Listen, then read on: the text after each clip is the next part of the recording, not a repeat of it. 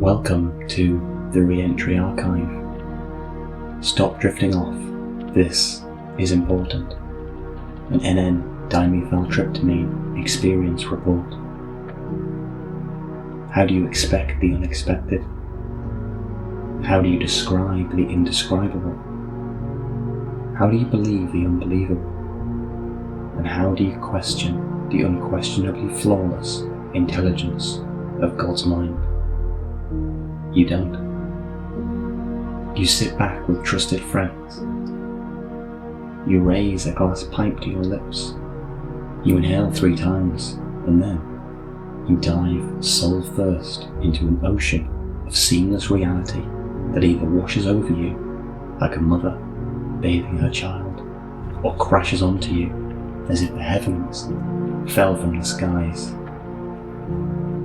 Welcome to hyperspace. It seems I only post after particularly enlightening and sensational psychedelic journeys. I suppose that's all that's needed.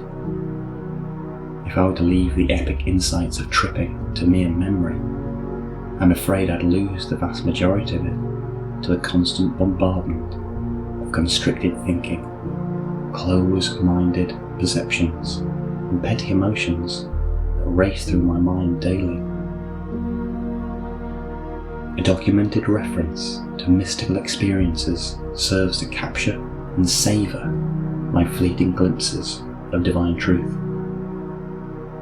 The day was set, and the participants selected.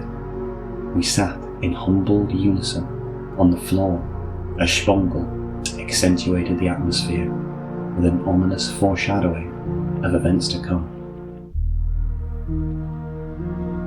There was limited conversation as the pipe was being loaded with yellow crystal that seemed to unconsciously demand respect. There were 6 of us, 3 newcomers and 3 experienced DMT travellers. Yet all of us nervously waited for someone else to volunteer for the first toke. A timid, "I'll go first," broke the silence, but I followed with, "I will, if you'd like. I'll go first."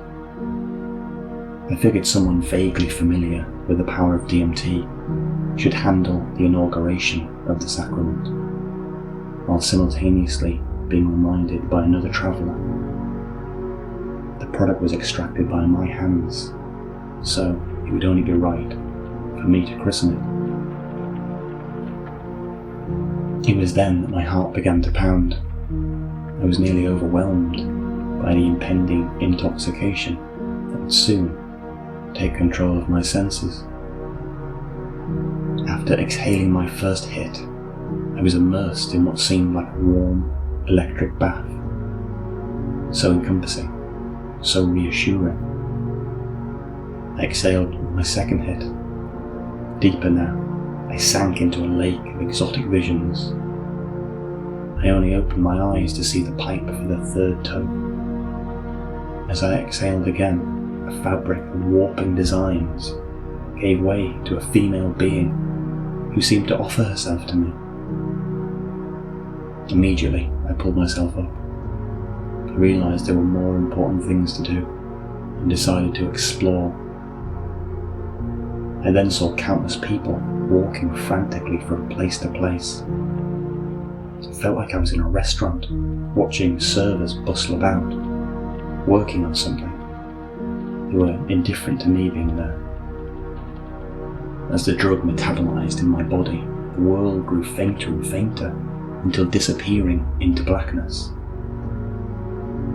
I opened my eyes, physically and emotionally. I felt quite refreshed, but felt spiritually lacking, as if I had missed something. Slightly disappointed, but otherwise completely tranquil and thankful for having a pleasant experience. We sat in silence once more as the pipe was being loaded. 4 more people smoked, but none attained a breakthrough experience. Then the person who had first volunteered was up. She took 4 solid and thorough hits, and for 10 minutes we watched as she undeniably broke through. It was very powerful watching her, lifting and raising her head while breathing heavily, eyes closed and soul deep.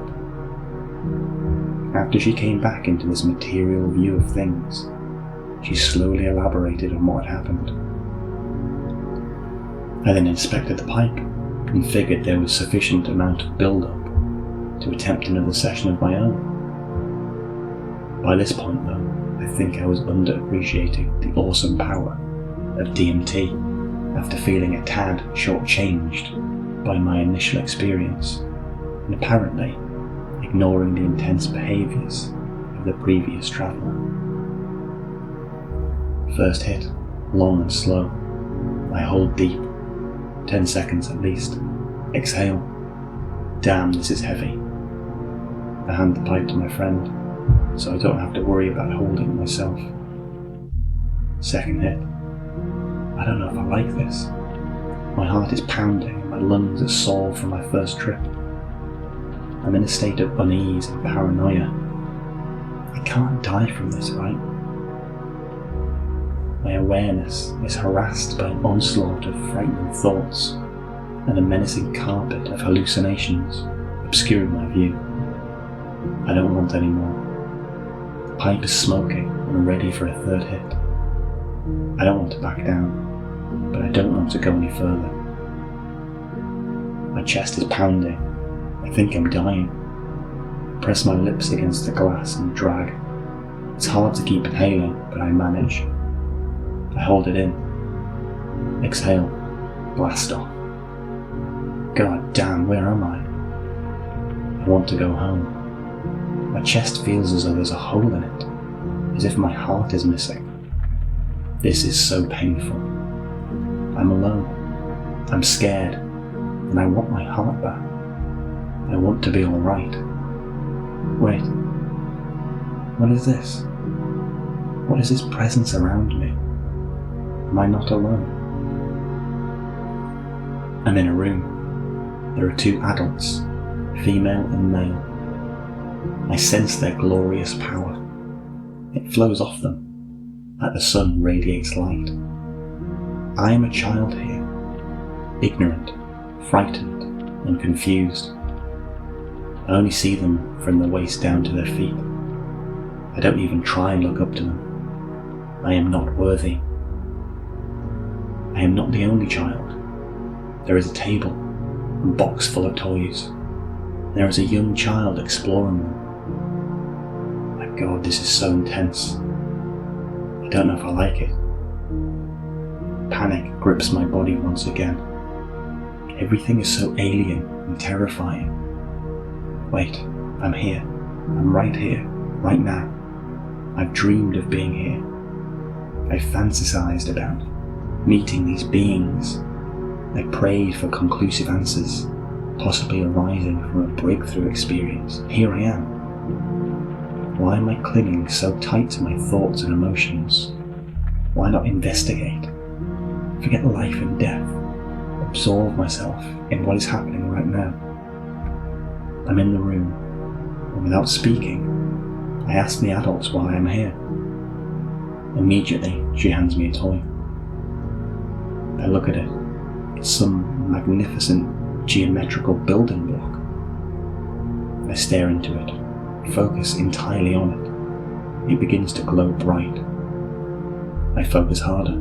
It glows brighter. It transmits an energy to me. Something familiar. This feeling overwhelms me, and it feels heavenly. My God, this is true love, and I have felt it before. My heart is back again. There is no more hole, just complete wholeness. I look back up at the child playing with the toys. He is so happy now. He begins tossing his toys into the air in celebration, and it hits me. This is the love I have for my son. It is a reflection of my intense feelings for him. Unexpectedly, I'm reminded of all the times I haven't been the best father. I'm reminded of my thoughts of moving somewhere else. Not to leave him, but but to start fresh somewhere else and visit him when I can. These thoughts instantly wrench my heart from my chest, and I'm sucked into a tornado of hellish anxiety, despair and guilt. No, I cannot. I will not leave him. He is my inspiration for living, and without him I will die. Whether it be physically, emotionally, or spiritually, or all three, I will wither into nothingness without his love. As soon as I realise this, I'm back in the room. The adults are moving about quicker now, as if in a hurry. I start thanking them for showing me this and how beautiful it is. I begin to get teary-eyed, thinking about my emotions again, and I am filled with a veil of hallucinations that depict love and remorse. I realise I am under the influence of a short-acting drug, and I need to go back to the room before I lose touch with it. I'm back in the room. The adults are running now, and things are starting to get dimmer and dimmer. I ask what else they have to show me. The female strikes me, as if reprimanding a child, as if she was saying, "Listen now, pay attention, stop drifting off, this is important." She then hands me a mystical looking hourglass, and she squats down. She is in full view now, and I can feel her love pouring over me. She reaches in and pulls a handful of the most serene, white, glistening sand imaginable, and allows it to fall into my hands, and I catch it. It flows through my fingers. Pure love is all about, and this sand slides into my hand and slips through the cracks of my fingers. I understand what she's telling me. Time is the most precious thing we have. It is fantastic and inconceivable. It is also brief and fleeting, and every grain of sand that falls through the cracks of my hand. Use the time you are given wisely.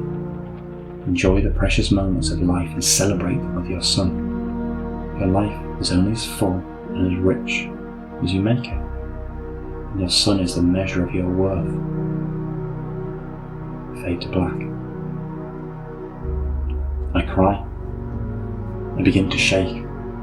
I try my hardest to convey the deepest of thanks to these beings.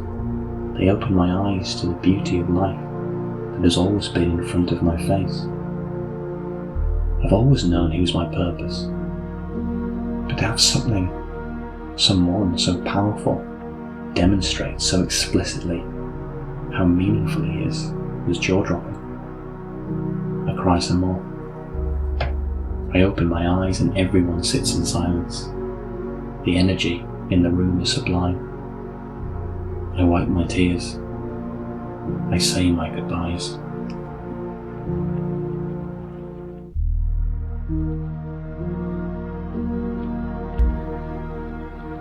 During this experience, the traveller observes a boy happily playing with toys. It's possible that this is a representation of the traveller's inner child, an innocent part of the psyche which calls out for protection and love and purpose. It is also possible that the traveller's thoughts of his own son, later on in the experience, symbolise not only this traveller's literal child, but also their inner child, perhaps highlighting an unmet need for healing, presence and joy. At one poignant moment, the traveller has a vivid and stark encounter with the Divine Mother archetype. She embodies unconditional love, wisdom, and fierce compassion. The traveller is given a nurturing space to play through the offer of a toy, but later they are struck before being offered wisdom. Sand in an hourglass is used to remind the traveller that our time here is finite, and our lives can be whatever we choose to make of them. This experience calls further integration work with the inner child. The traveller may feel called to explore childhood experience, considering past grief, fears of failure, feelings of shame or guilt. This traveller may also wish to take the symbol of the hourglass from this experience into waking reality and use it to remind themselves of the Divine Mother's message. Time is fleeting, so be present and embrace love.